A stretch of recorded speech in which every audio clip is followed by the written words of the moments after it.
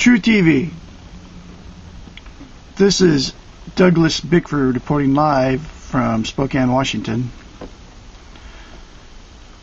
Okay, here's the swing. Yesterday morning it was 26 degrees, and here this morning it's 43 degrees. That's the swing from just one day. Now, it's not normal, folks, to swing 17 degrees in 24 hours in March. The New World Order, the global elite, the U.S. government, the one world government, the TV, the brainwashing machine want you to believe that this is all normal. And you got to think for yourself, folks, when it's 17 degrees difference in a 24-hour period. I was born in 1955. I came up through the 70s. We had 4 seasons back then. I'm from Oregon. I was born in Newport Beach, California. This stuff is not normal. They are spraying us. They are using HAARP on us, and that's why we're having these weather swings. All you got to do is look up where you live. You can see it happening with your own eyes. Now, this is part 3 of why in the world are they spraying, and you got to watch it. You got to spread it. You got to send it to your friends. You got to get the word out and help True TV expose what is going on in this country. This is Douglas Bickford reporting live from Spokane, Washington on the 20th of March 2013. I'll have more later for you. Please share this video. Thank you. The global studies indicate there will be some impact on precipitation patterns, and obviously there's a lot more opportunity for work in that area. After studying my time-lapse surveillance, one of the reasons I discovered for the trails was that the persistent ones would break, they would misshapen or deform, and other planes would come along and precisely mark off those locations of deformation. And you're not going to get that with a regular fleet, so this had to be one of the primary purposes for chemtrails, in my opinion, was to measure off where we have these discontinuities showing up in the atmosphere. And in doing these actions and discovering those zones where there's different energies in the atmosphere, I think that plays very closely into their weather engineering programs of mark, surveil, and then that data goes into a weather model that they can then use to forecast or, once again, engineer the weather to their designs. But you can also influence what happens locally with the atmosphere by painting the materials that these aerosols are made of with different kinds of radio frequency or RF energy, radar, microwave, the HAARP system. You know, HAARP is an array, a field of antennas, radio frequency antennas. They're 72 feet tall, and they have a cross diapole across the top that's about 60 feet in each direction. 180 of these are in the array today, so you can imagine this field of antennas. What happens is by firing each one, they produce radio frequency energy that normally comes off of an antenna, spreads out rather rapidly. Same principle.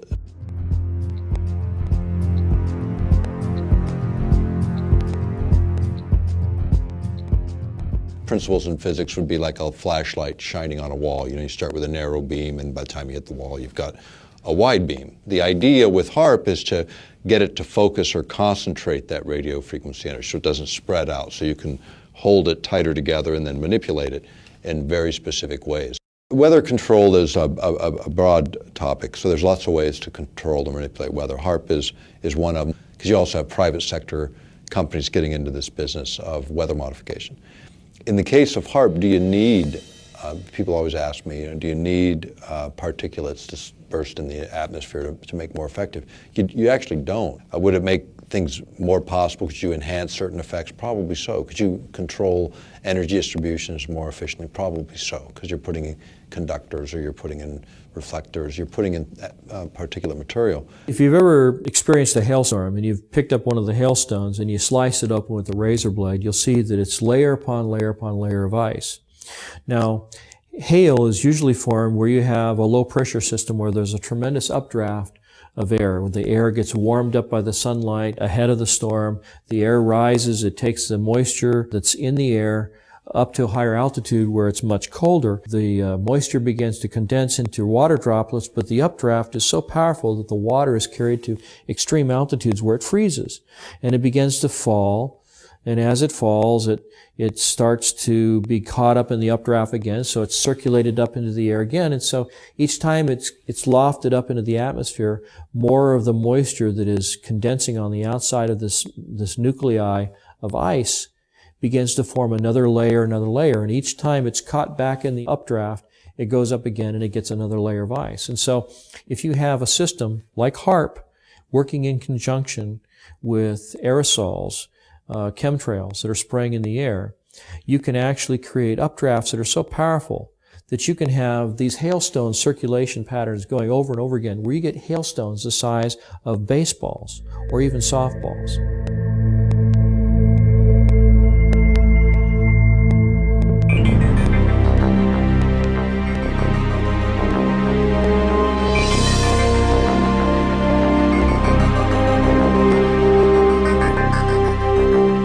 Weather has always been a strategic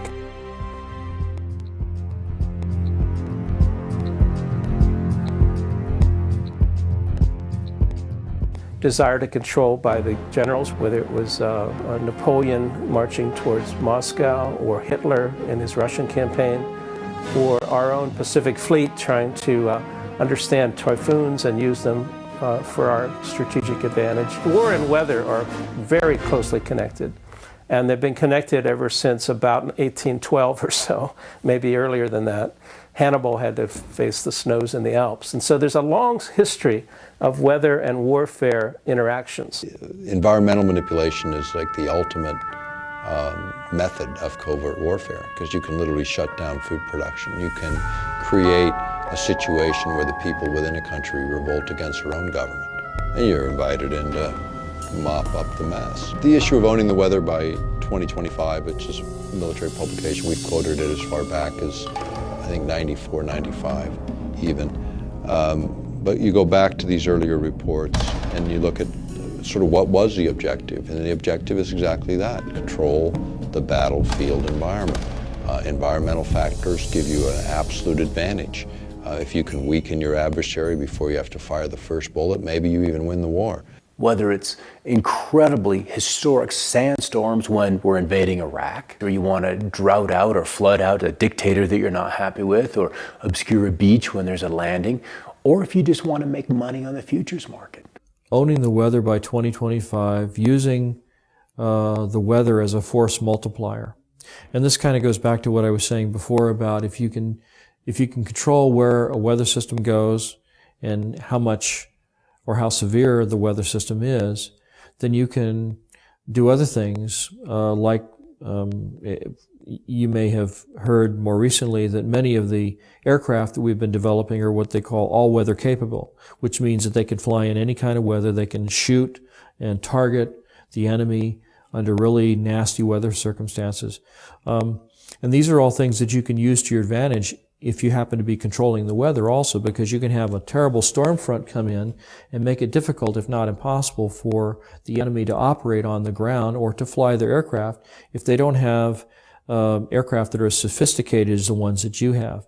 And so by creating or using the weather as a force multiplier, as the title implies, that you can achieve an advantage over an enemy force that gives you the upper hand. One of the ideals of the Air Force is to have this all-weather Air Force, or to have their pilots coming back safely and using the weather as a salient against the enemy and clearing out their own airports from, say, from ice fogs or from bad weather. And so if the idea here is that if we can fly and they can't, that's a great military advantage.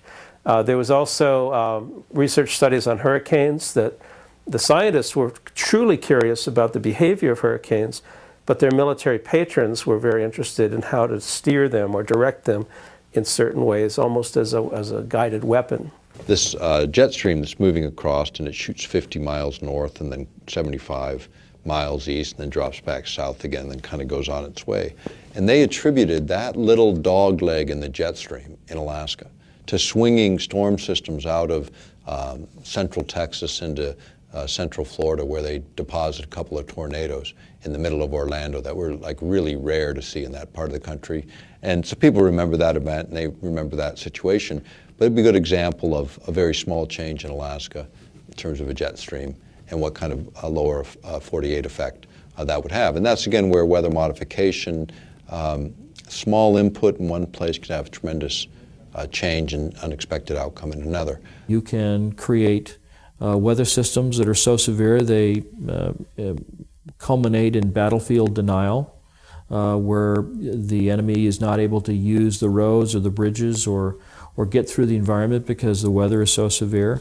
And you can use the weather to destroy his crops, deny him a food source, destabilize his population because people get hungry. When they're hungry, they get angry and nasty and they don't like what's happening. So there's lots of different things that you can do with the materials. It's all how you use them in the environment, how you apply it. One of the biggest concerns of early cloud seeding, weather control activities by the General Electric Corporation came from their lawyers, who thought that the corporation was totally vulnerable to lawsuits, because if they started to make fair or foul weather, the people down below in Massachusetts or downwind of Schenectady could institute massive lawsuits that could put GE out of business. So the first response to weather control from their in-house lawyers was to shut it down, was to give the project to the military and ask them to do it, with the GE lawyers only being the consultants on the project. So they were allowed to suggest and design certain activities, but they weren't allowed to touch anything or throw anything out of the plane. The United States government during the Vietnam War perfected weather modification techniques, and also they perfected releasing toxic chemicals like Agent Orange over many areas to defoliate land, trees, grasslands, and other areas. But this is technology that does come up, and it comes up when you see that the technology is advanced far enough to where the practicality of utilizing it in the battlefield environment and the temptation by administrations. I mean, the best covert war is using the environment itself against your adversary. It was a military moment, and it was actually from pretty recent history. And this was the U.S. military thinking that they might be able to control the monsoon over Vietnam during that conflict. And so only a handful of top-level military advisors and the president were informed that they were going to try to make it rain over the Ho Chi Minh Trail and try to have some military advantage by doing this kind of intervention. When you start talking about manipulating the environment, we have treaties that go back to the mid-70s that forbid this, number one, as weapons of war. So the perfection of weather modification took place, but it became apparent that using weather modification for wartime purposes was not acceptable to the United States government and other nations of the world. So therefore, the NMOD Treaty came into being and was signed by the United States government after passing Congress. The reason it was signed and implemented was because it would ban warfare, weather modification techniques and use during times of war. Almost all of our treaties that we've signed, including the non-proliferation, counter-proliferation treaties, chemical treaties, the ones that were signed recently, last few years, back maybe a decade now, I guess time goes. But they had domestic exemptions, and so does the environmental treaty, where you can do whatever you want in your own territorial boundaries. I mean, you start manipulating weather in one part of the planet, it doesn't look on the ground and say, oh yeah, wait, this is the boundary of a political boundary. It fails to recognize those. So you start to talk about geophysics and manipulating the planet itself. Then it's a question of those kinds of exemptions shouldn't even be allowed. Meteorology and the military have a very long history, as I said, and it goes into the strategic advantage that multiplies your traditional force, that is your armament, into using nature to your advantage as well. they want to create a storm in the southeast, then they'll start engineering out over the North Pacific. That's where the trailees will be, because you want to work out several days ahead of time so you have less input, and you multiply that over a couple of days, you can have a big result in 5 days' time. So small input upstream, big result downstream. And one of the rules is always work with what's coming. Don't try to necessarily work against it. You can kill a storm in place. That's easy to do with HAARP. You just change the polarization, you change the ionization of the atmosphere, and the storm will fall apart.